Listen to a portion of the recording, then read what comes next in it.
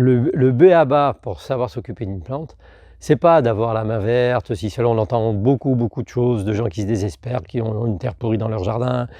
En fait, je crois que la première chose à savoir, c'est apprendre à observer. Une plante, c'est un être vivant, donc avec des besoins.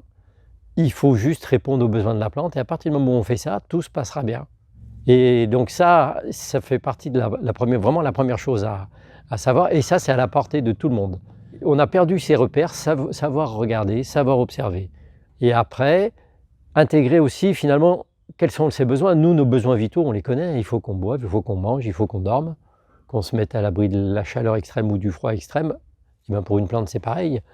Le soleil, c'est la nature qui l'amène. L'eau, c'est la pluie quand c'est dans le jardin, ou quand il pleut pas, on met un coup d'arrosoir.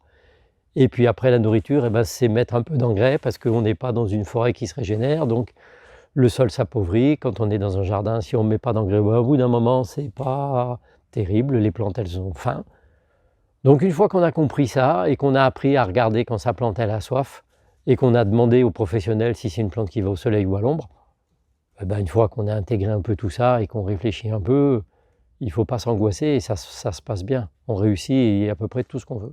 Mais on est aussi confronté à des problématiques inconnues. Une plante qu'on pratique un peu moins ou qu'on met en culture pour une première fois parce que la botanique est infinie, on essaye une nouvelle variété, un nouveau type de plante, et on peut, entre guillemets, rater une culture, c'est-à-dire faire des plantes qui sont pas vraiment attractives, pas jolies, qui poussent mal, qui paraissent un peu chétives. Enfin, on sent qu'elles sont bien en forme, mais on n'a des fois pas la réponse. Et ça fait aussi partie du monde du vivant. Donc il faut l'accepter. Même dans son jardin, on peut avoir un arbre qui a une branche qui sèche, et on ne sait pas pourquoi. Il y a sûrement une maladie, mais laquelle? Et comment prévenir, comment l'empêcher de revenir. Donc ça fait partie de la vie, quoi.